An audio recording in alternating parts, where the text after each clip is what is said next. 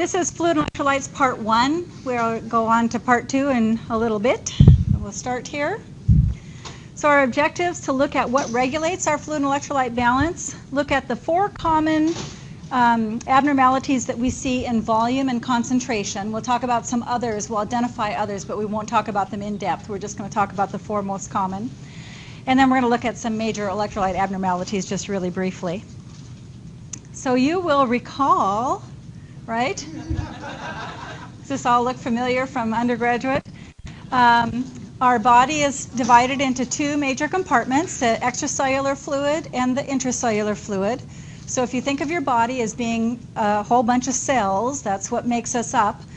All the fluid inside the cells is intracellular, and then the fluid in between the cells is extracellular, and also what's circulating in our bloodstream. Now, what's in our bloodstream, there's some extracellular fluid, but there's also intracellular fluid inside the cells that are in the bloodstream, right? So inside the red blood cells, there's intracellular fluid, but outside the cells is extracellular. So the extracellular compartment is about 1/3 of our total body fluid, and that's divided into the vascular space, that's what's in our blood vessels, which is about 1/3 of the extracellular, and then the interstitial compartment is about 2/3 of the extracellular. So if you think of 1/3, 2/3 intracellular and extracellular, then the extracellular compartment is further divided 1/3, 2/3 into vascular and interstitial. There are tons of electrolytes and other substances that are in our body, but if you think about some of the predominant ions that are in either the extracellular or the intracellular compartment, so the major extracellular ion is sodium. Now, is there sodium inside the cell? Yes, certainly there is, but the majority of it is outside the cell, so I've just listed it in the extracellular compartment. Same thing with bicarbonate, chloride, calcium. Inside the cell, the predominant ions are potassium, magnesium, phosphorus, and proteins, and then there are all kinds of other things too. Overall, the concentration in all of the body fluids should be the same, and if the concentration changes in one compartment, then fluid will have a net shift to the other compartment, and we'll talk about how that works. So I've used 280 here, milliosmoles, as the concentration. The normal range is really 285 to 295. We have that on another slide. But I use 280 because if you think of the midpoint of sodium, the sodium ion, the normal sodium range, serum sodium, is 135 to 145. So the middle of that is 140, right? Well, one way to estimate how concentrated your bloodstream is just to double the sodium. So if you take 140, multiply it by 2, you get 280. That's why I've used this number. Why does that work? Well, sodium is a positive ion, a cation. To maintain electrical neutrality, for every positive ion, there has to be a negative ion to counterbalance it. So there's 140 positive sodium ions. There's 140 negative ions of some type or another as well. So you add those together, and you get a total of 280. Okay? Now, there's only 4 potassium ions, right? There's 2 or 3 magnesium ions, phosphorus, proteins. There's also other ions, but there's also an anion gap. There's a certain number of anions that we don't measure. But we just know that if there is 140 positive ions, there must be 140 negative ions, whether we measure them or not. And we'll talk about that a little bit when we talk about acid-base. So that gives us concentration. Our estimate is about 280, even though we know the normal range is about 285 to 295. So there are a number of forces that regulate fluid and electrolyte balance in our body. One is osmosis, and osmosis is the movement of water to maintain concentration. So if you have a very concentrated area, water will move into that area to dilute it out so that the concentration will equalize across the compartments.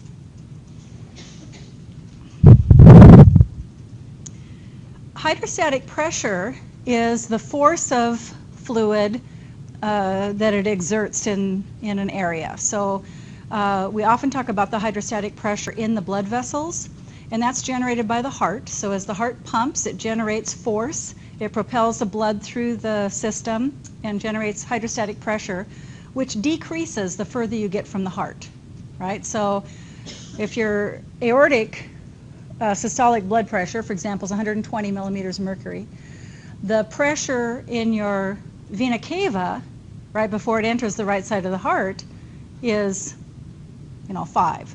So a huge decrease in pressure across the vasculature. That's also influenced by the volume. So the more fluid you have, the higher the pressure. The less fluid you have, the lower the pressure. Now that makes sense if you stop and think about it, because if you think about hemorrhage, what happens to your blood pressure? It goes down. You have a decrease in volume that's reflected by a decrease in pressure. Okay? So volume and pressure are always related. Another force that we look at is oncotic pressure. Now oncotic pressure is the movement of water because of the presence of proteins. And we're going to look at a little diagram that will help explain that. So proteins tend to attract water to them. And the more proteins there are, the more water is attracted. The less proteins, the less water is attracted. And then diffusion is the movement of molecules. So chloride moves by diffusion. Other molecules move by diffusion, again, to try to maintain the concentration gradient. Now, we talked the first night about the sodium-potassium pump. So they're not regulated by diffusion. They're regulated by energy expenditure in the form of the sodium-potassium pump to keep sodium outside the cell and potassium inside the cell. If it was just left to diffusion, the concentration of sodium inside and outside the cell would be equal, but it's not because of that sodium-potassium pump. And then filtration, we're going to focus on renal filtration, and we're going to talk about that as one of the mechanisms that the kidneys participate in. We're actually going to look at that more when we get to the renal section. But filtration across the glomerulus, so all the blood that's flowing through the kidneys goes through blood vessels that come up against the glomerulus, and certain things are filtered across the glomerulus and could potentially appear in the urine. The force of that filtration is determined by the hydrostatic pressure. So the more volume you have, the higher your filtration rate. The less volume you have, the less filtration rate, the lower the filtration rate. Same thing with cardiac output. The more cardiac output you have, the higher the pressure of that, the faster the filtration rate, the more volume that's filtered. The lower the cardiac output, the less filtration occurs.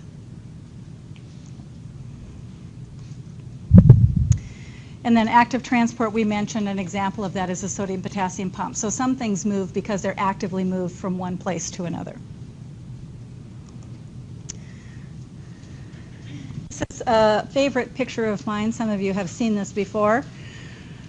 This diagram explains the 3 major causes of edema. There's a 4th cause that's not described by this picture, and we'll talk about that. But this helps me, anyway, understand how does edema occur. So the first line that we see here, the angled line, is the hydrostatic pressure line. And if you go from the arterial end of the capillary to the venous end of the capillary, that hydrostatic pressure decreases. Just as we said, the further you move from the heart, the more the pressure decreases. Here we're talking about small distances, but still there's a decrease in the pressure as we move away from, as we move through the capillary.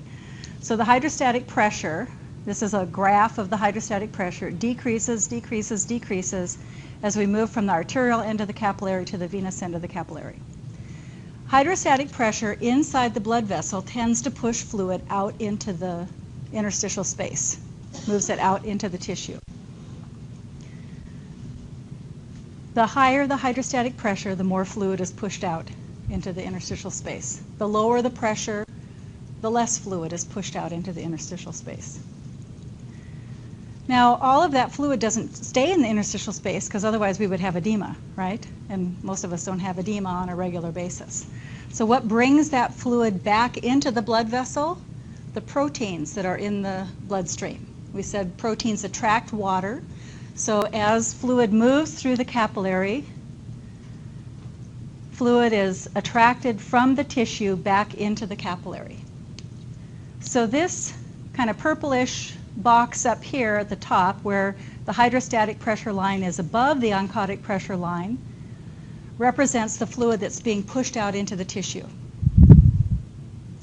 It's being pushed out to nourish the tissues. There's also other things moving out as well to send nourishment to the cells out there in the interstitial space. On the venous end, the oncotic pressure line is higher than the hydrostatic pressure line. It's pulling fluid back into the capillary out of the tissue. Okay, fluid is moving out of the tissue back into the blood vessel. More fluid is pushed out at the arterial end than is pulled back in at the venous end. And I've tried to represent that. This purple triangle is a little bit bigger than this purple triangle. Okay? If that was all there was, what would happen?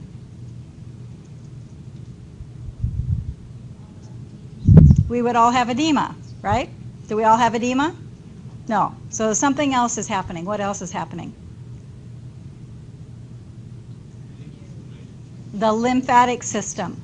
The lymphatic system collects that excess fluid that would be left out in the tissue and drains it out of the tissue and returns it to the vena cava to be circulated back through the bloodstream again. Okay? So how do we get edema then? Looking at this diagram, what are the three mechanisms that cause edema?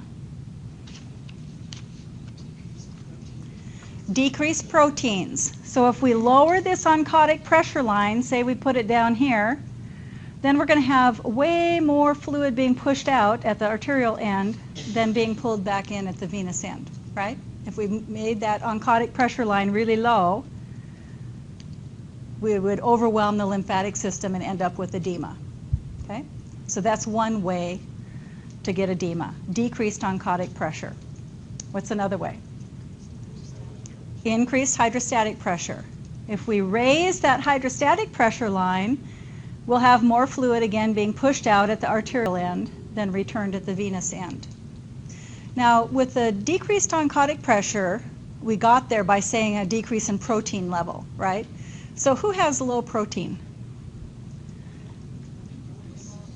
I'm sorry? Alcoholics who have liver dysfunction. Anybody with liver dysfunction or liver failure? Who? Burn patients. People with poor nutrition. So for whatever reason that you have low proteins, that's going to lead to a decrease in oncotic pressure and put you at risk for edema. Who has increased hydrostatic pressure? Heart failure, hypertension, increased hydrostatic pressure. Anybody with any kind of fluid overload, renal failure, could have increased hydrostatic pressure. Do those people have edema? Yep. Okay. Do you have Increased hydrostatic pressure because of the water? Increased hydrostatic pressure. Yeah, because of the volume? Yes, volume overload. Yeah, it depends on which part of the circulature you're talking about, but yep.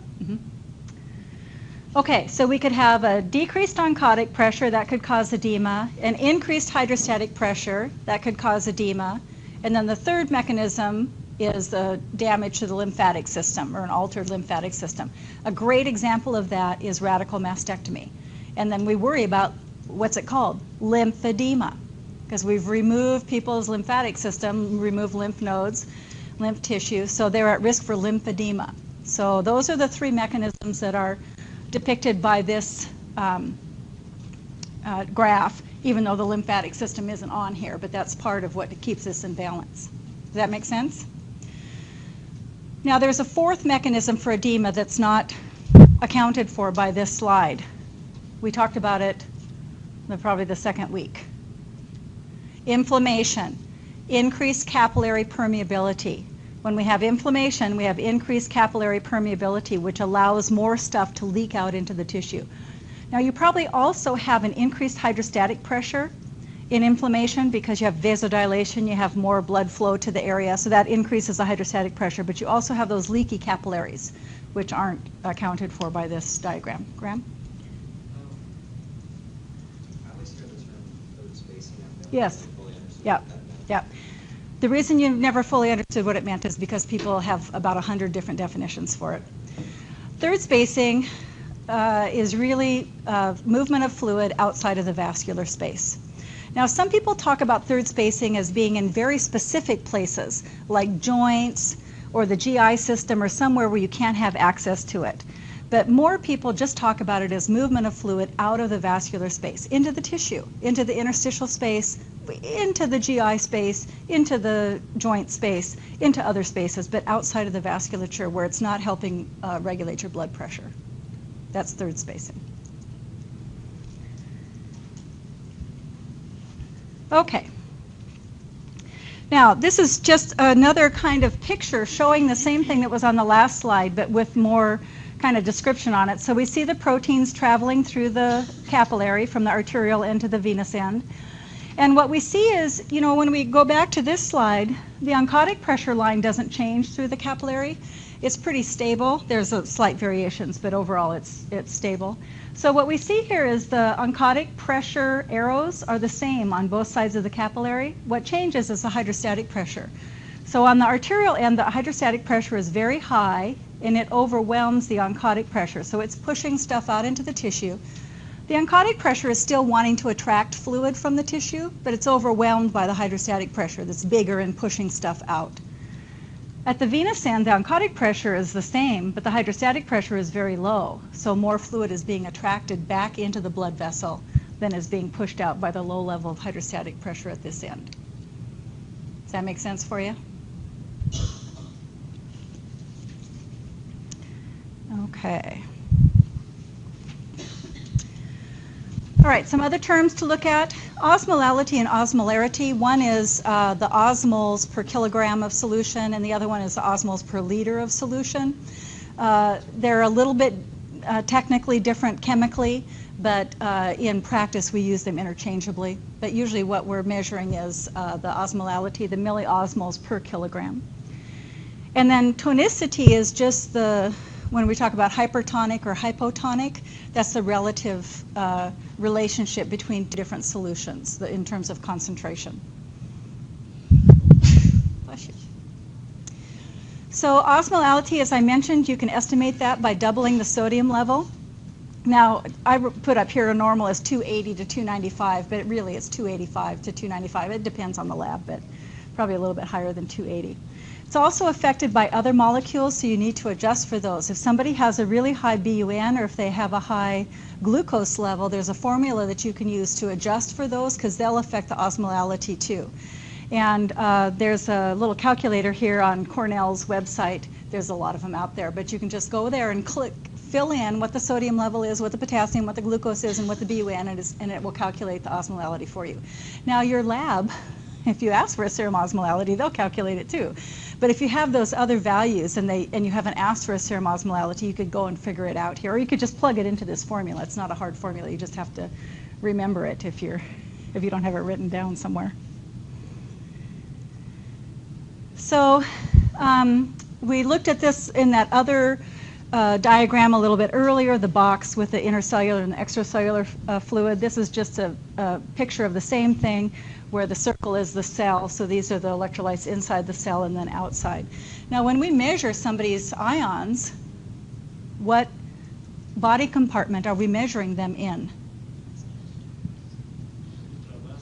In the vascular, and is that part of intracellular or extracellular? Extracellular. We're measuring the extracellular concentration of these ingredients. Now, we can measure intracellular, but that's done in research studies and in special labs. You know, it's not the routine thing. When we're measuring people's values, we're measuring their extracellular levels of these ions.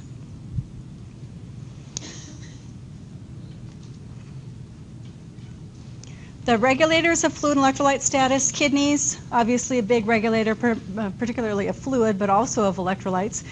Those little nephrons are filtering 170 liters of fluid a day. Fortunately, not all of that is excreted. The kidney is also the initiator of the renin-angiotensin-aldosterone system, and we'll go through that track and remind you of what those steps are. And the kidneys are very involved in potassium balance. Now the kidneys have multiple jobs though. They have to regulate the amount of the electrolyte. They have to regulate positive and negative. They have to regulate acid-base. So I don't know what the algorithm is in the nephrons, but they're judging all of those levels, trying to determine what are we going to do. So sometimes you have excretion of electrolytes that you might like to hang on to, but because there's some other problem like acidemia or alkalosis or whatever, something's being lost that you'd rather retain. But the kidneys have made a decision that that's the way it's going to go. So balancing people is very difficult. You have to address all of the elements that are going wrong there. And then the heart, we talked about the effect of cardiac output on the glomerular filtration rate. So if cardiac output is increased, GFR is increased. If cardiac output is decreased, GFR is decreased. The baroreceptors in the arch of the aorta sense our blood pressure, sense the pressure. You know, baro, when you're looking at the weather report, barometric pressure, so it's the pressure. In the weather, do you like high pressure or low pressure? Usually high pressure, that's what gives you good weather. Low pressure gives you storms. I'm not a fan of as high a pressure as we're having right now. I'd like it to be a little bit lower. So as the baroreceptors assess our blood pressure, then they trigger the renin-angiotensin-aldosterone system, the sympathetic nervous system, to manage our blood pressure for us, whether it's high or low, whatever it's sensing. Then BNP is a hormone that's released from our from various places in the body. One place is in the atria, and as the atria are stretched from fluid overload, that causes the release of more BNP, and BNP causes us to excrete sodium. So you know the abbreviation for sodium is Na. So this is natriuretic. So the natri is the sodium part, so it's causing us to excrete sodium. It's like a diuretic, only instead of excreting water, we're excreting sodium. The lungs, we have insensible loss of fluid through our lungs, so you know that if patients are hyperventilating, if they have a fever and are hyperventilating, whatever it is, we have to be concerned about additional fluid loss that we don't see and don't measure. The pituitary gland is involved with ADH, antidiuretic hormone, or vasopressin. We'll talk about that more when we get to endocrine. Their action is in response to osmoreceptors. So just like we have baroreceptors that sense pressure, osmoreceptors sense the concentration of our bloodstream. And they're going to, those osmoreceptors are going to either increase or decrease the release of ADH based on what our bloodstream concentration is. Their action then is to cause us to either retain or excrete water, not sodium. ADH doesn't have anything to do with sodium. It has only to do with water. And ADH is the hormone that regulates our concentration. So if we have a concentration problem, ADH is the responder. ADH is what comes into play. Now if you have a volume problem, if you're low on volume, you'll also have ADH released just to try and retain as much water as you can. But its primary job is to respond to concentration.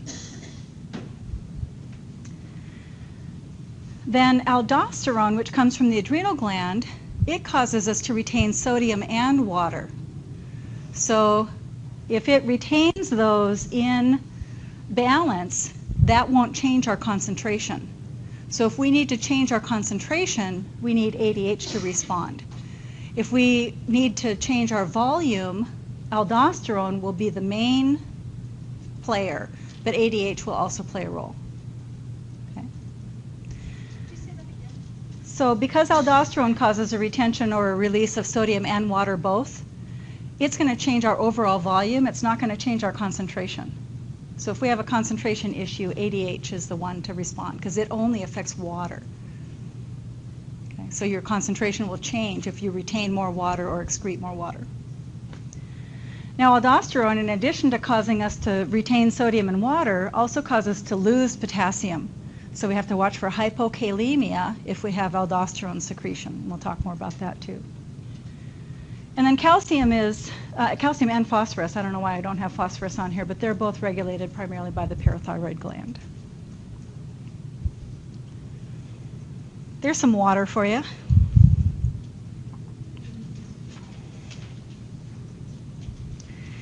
Okay, so we can have problems with our volume, and we can have problems with concentration.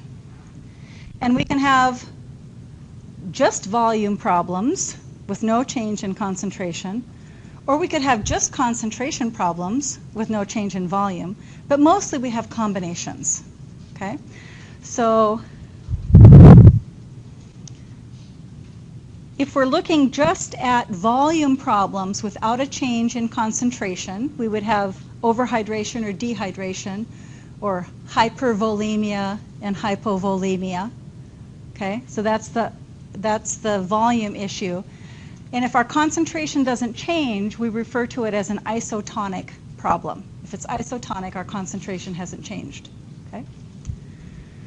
Then we could have changes in concentration, and usually those are associated with changes in volume. Theoretically, it's possible to have a change in concentration that's not associated with a change in volume, but usually they're going to go together.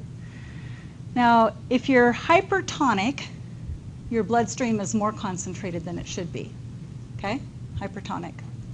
That usually is associated with a deficit of just water, not a deficit of electrolytes, just a deficit of water. So if we take your blood and take all the water out of it, you're left with something that's very concentrated, right? Okay. Now, you could actually be overhydrated and hypernatremic, be more concentrated and have too much water, but that's pretty rare. But we're going to look at why that might happen. But that's not the most common. This is the most common, the hypernatremia with a water deficit. Now, hypertonic and hypernatremia go together because sodium is the biggest ion, the most abundant ion in the extracellular compartment. So when you're more concentrated, usually it's because your sodium level is higher. Now, that doesn't necessarily mean that you have more sodium in your body, but if you've lost a bunch of water, your sodium appears to be higher because it's more concentrated. Okay? Now, if you're too dilute, if you're hypotonic, you're too dilute, usually because you have a gain of water. So you're overhydrated and very dilute, so you have hyponatremia. Now, you could be dehydrated and have a low sodium level, but that's pretty rare. We'll look at that just briefly. Okay, so the first one we're going to look at is where we're overhydrated, but we haven't changed our concentration any. Okay, we've just added we've added fluid that's the same concentration as our bloodstream. So a gain of isotonic fluid. What's an example of an isotonic fluid that a patient might gain? Normal saline. You give somebody too much normal saline IV, and it hasn't changed their concentration because, in fact, normal saline is defined by our bloodstream concentration.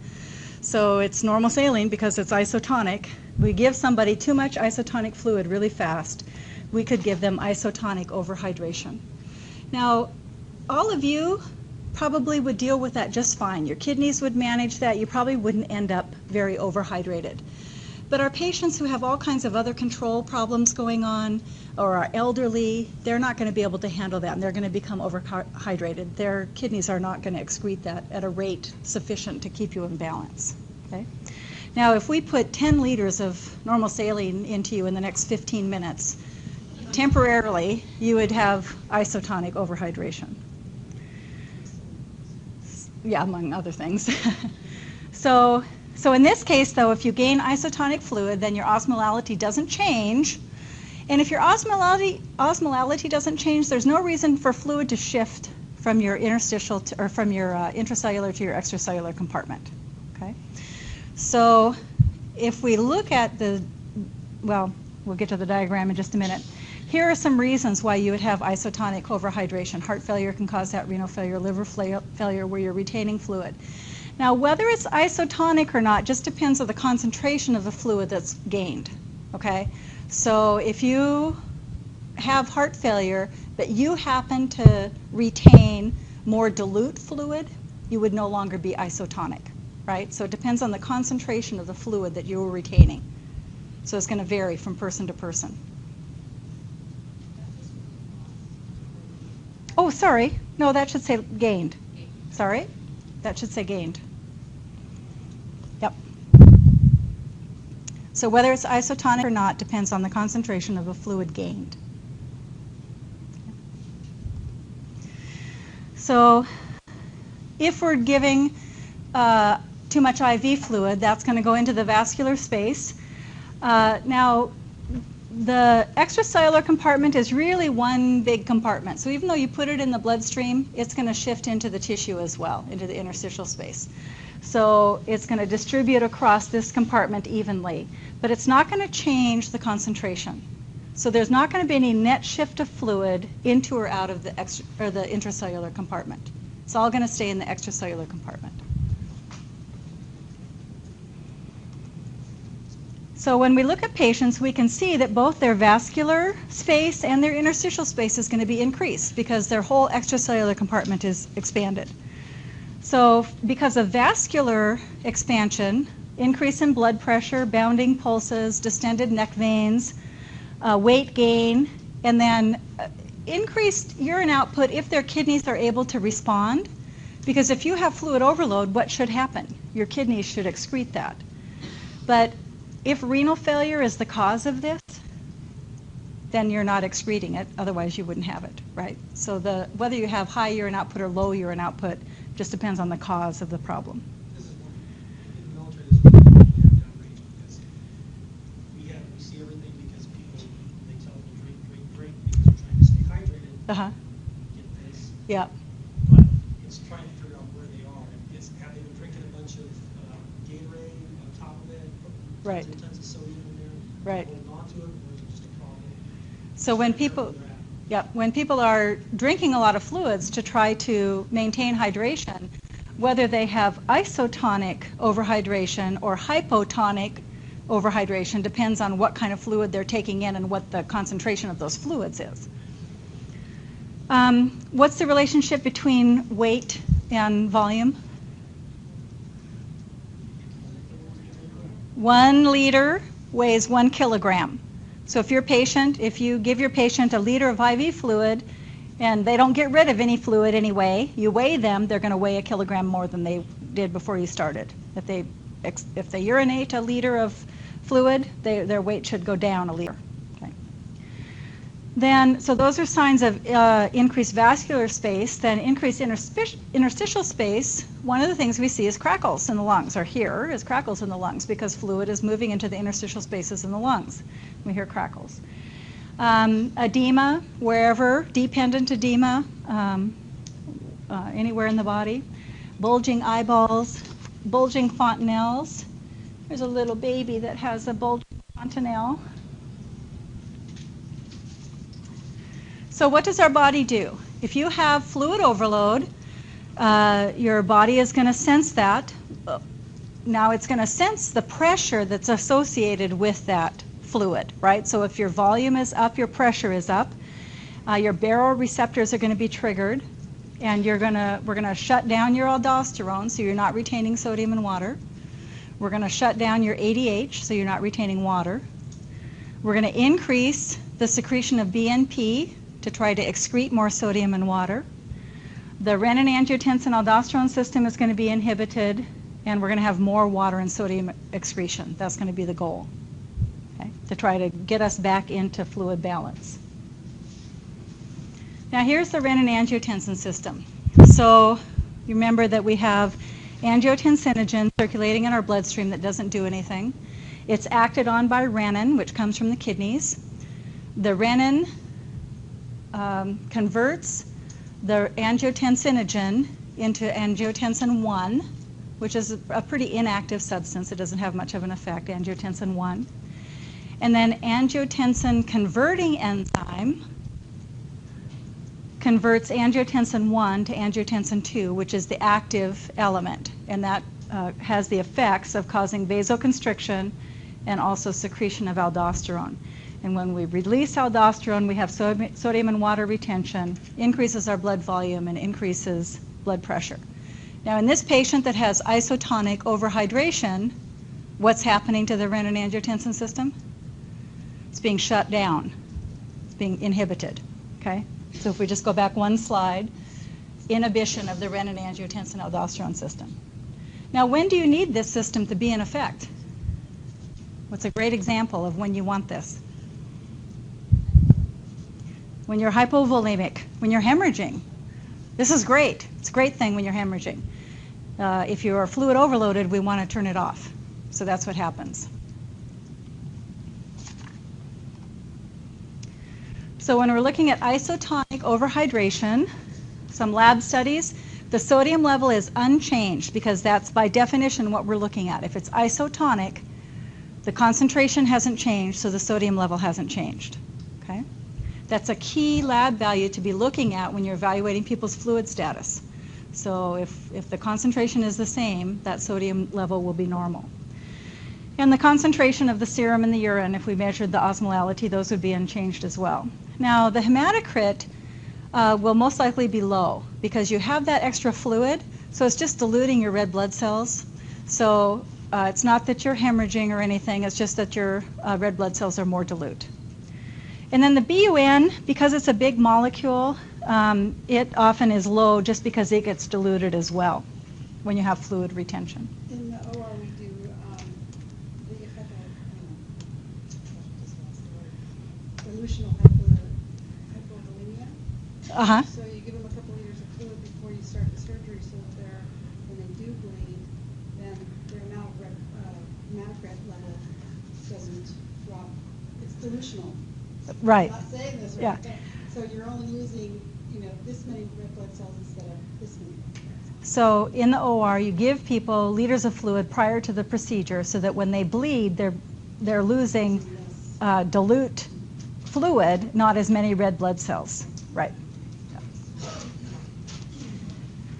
So treatment for this, we're going to try and figure out what caused it and try to treat that.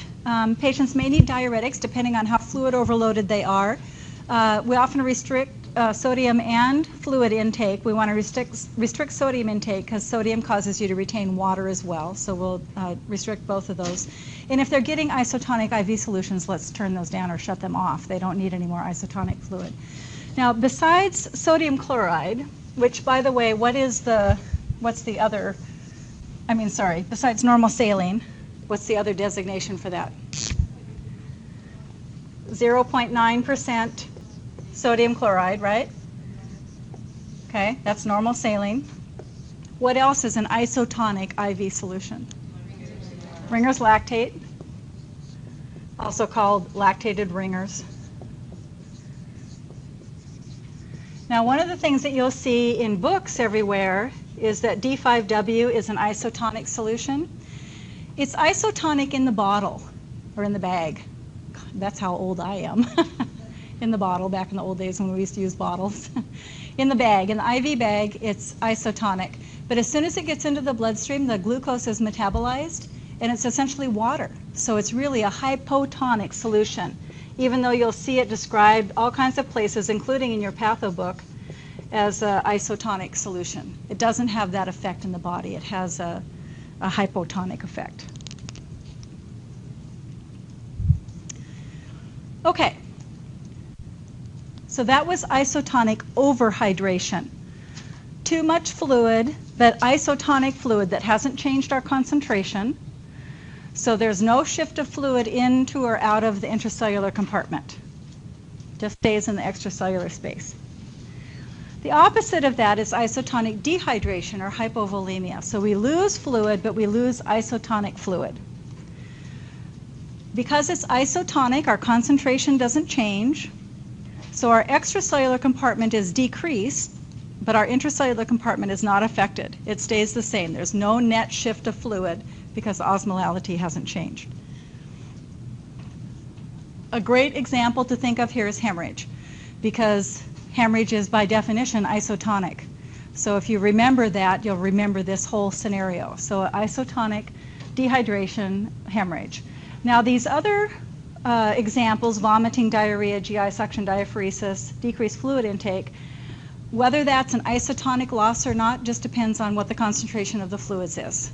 So in this example, we're using those to talk about isotonic. But if you lost very dilute fluid, say you had really watery emesis, would that leave your body more concentrated or less concentrated? More concentrated, okay? But in this scenario, we're talking about somebody who's vomiting isotonic emesis. So their concentration isn't changing. Do I want to ask what you said? I said chunks. Chunks, yeah. That'll be out in iTunes for everyone to hear. Okay, so in isotonic dehydration, we lose isotonic fluid, also called saline, normal saline, you know, so we lose isotonic fluid, whether it's blood or some other isotonic fluid. It reduces our extracellular compartment, but it doesn't change the concentration. So there's no fluid shift between the extracellular and the intracellular compartment because the osmolality hasn't changed. So there's no reason for water to move from one side to the other. So here, we're going to see depletion of our whole extracellular compartment, both the vascular space and also the interstitial space. So vascular decrease, the great sign of that is orthostatic hypotension. Now, if you think your patient has vascular dehydration from whatever cause, whether it's isotonic, hypertonic, or hypotonic, if you think their vascular space is depleted, you should be doing orthostatic vital signs on them, whether it's ordered or not. That's certainly within your scope of practice, and you should be doing it. I'd be disappointed if you didn't do it. If your patient was vomiting, had diarrhea, was dizzy when they moved, any of those things, you should just be doing orthostatics and find out what they are. Now let's take a little detour here and talk about orthostatics. So just to make sure we're all on the same page, we're going to check the blood pressure and the pulse with the patient lying and standing. Now, if your patient can't stand, you can do it lying and sitting. There's really no need to do lying and then sitting and then standing. If your patient's a little dizzy, maybe you would stop and do sitting in the middle, but there really is no reason to do that. We want to see if the patient can make the change to the upright position. Now, when you and I move from a reclining position, a supine position, to an upright position, and if we checked your vital signs a second after you changed position, what would be happening? Your blood pressure would drop, and your pulse would go up. Why does your blood pressure drop?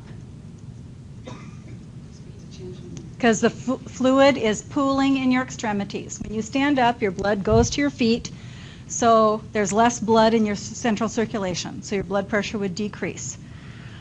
Why does your heart rate increase? To try to counteract that. It's a compensatory mechanism to get the blood circulating through your body faster. Your body senses that as a loss of fluid.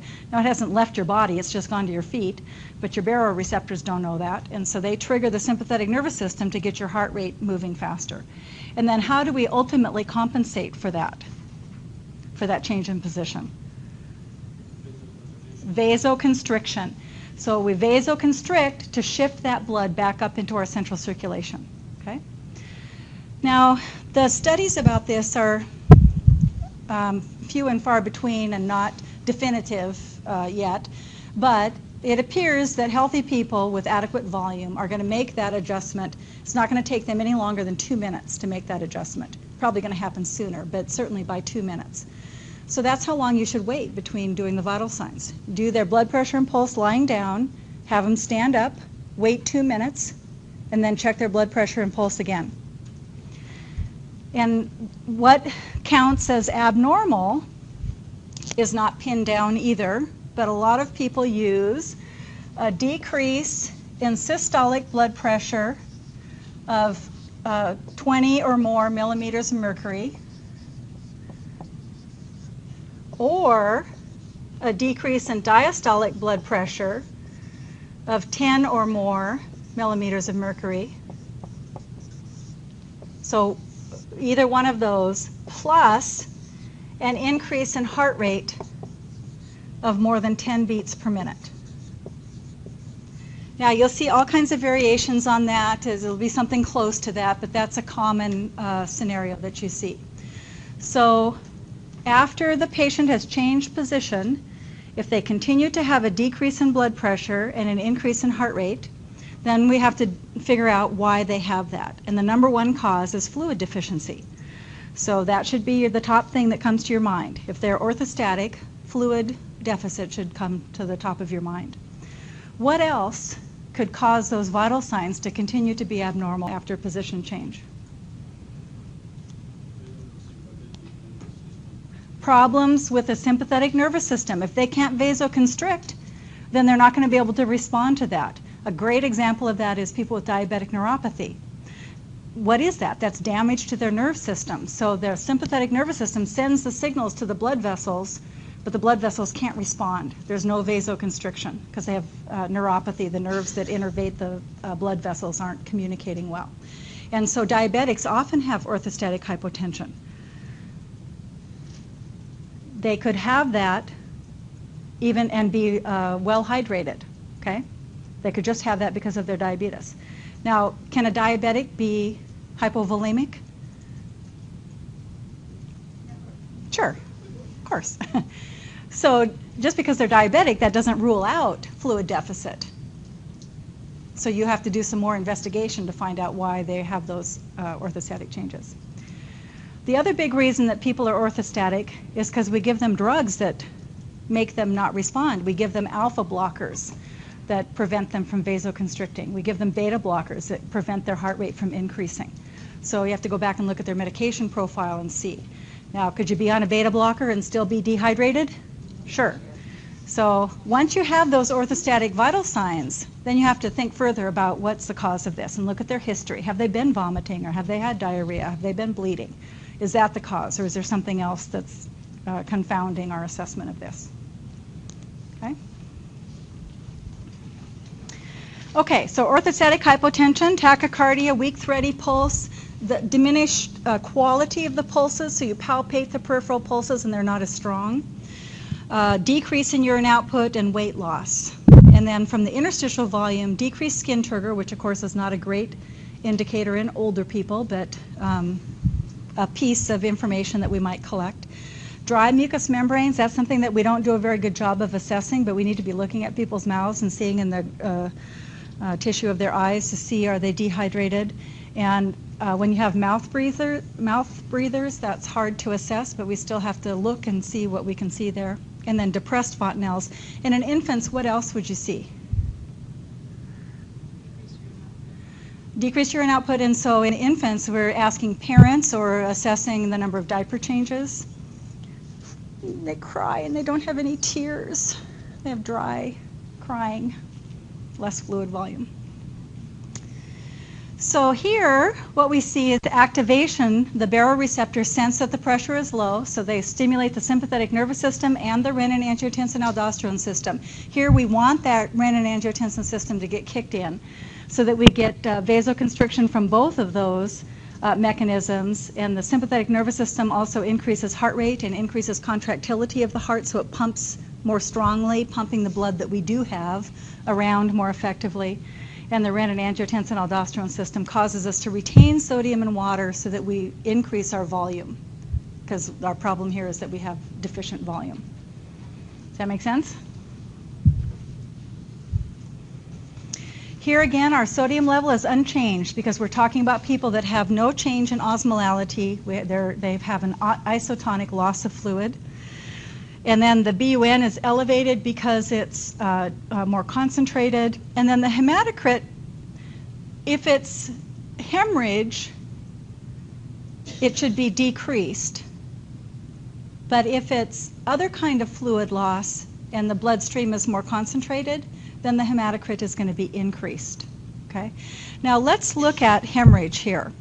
So on the left we have 45% cells in a tube of blood. So that's what they do. To get the hematocrit, they take a tube of blood, they spin it down, all the cells fall to the bottom. So you have the cells on the bottom and the fluid on the top.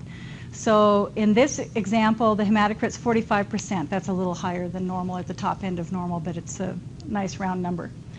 So we spin the blood out, we measure the percentage that cells, that's the hematocrit. Now if you're hemorrhaging, you're losing cells and fluid, right? You're not losing one or the other, you're losing both. So your overall total amount is decreased, but the percentage of cells is still the same. So in this example, it's 45%. Then as a compensatory mechanism, you start retaining retaining water. You retain sodium too, but sodium and water. Now, can you pump out red blood cells that fast? No. So your volume portion is going to increase faster than your cellular portion is going to increase. So you're left with a hematocrit that's decreased 30%. So if you were an alcoholic, like in our case study, and you vomited a liter of blood, and we checked your hematocrit right after you did that, it would be normal, okay? It would be normal because the concentration, the percentage of cells to volume hasn't changed. It's once you start to compensate and retain water in exchange for that fluid loss that your hematocrit starts to drop. Not very long. I don't know if I can give you a time frame. It probably depends on the amount of fluid lost. But you know, within hours, you begin to see that drop in hematocrit.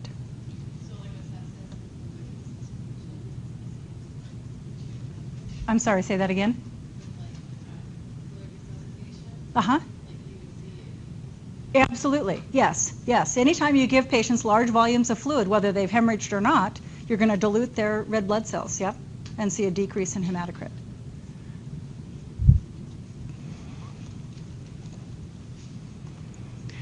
So here, we want to treat the underlying cause. So if they're hemorrhaging, we want to give them blood replacement if that's what they need. Certainly isotonic fluid to replace so that it stays in their extracellular compartment.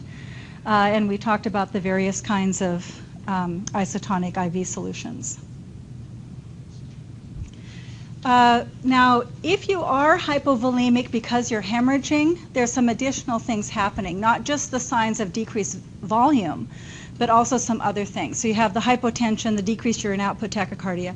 Plus, though, you have a decrease in your oxygenation because you are losing cells, red blood cells, you have less oxygen carrying capacity. So we have to worry about oxygenation status. And in the setting of anaerobic metabolism, if we don't have enough oxygen, our cells shift to anaerobic metabolism, and that produces lactic acid as a byproduct. So patients become acidotic. Now that depends on the level of hemorrhage that you have, but if you have enough, you're going to develop acidosis. Kermit the Frog's X-ray.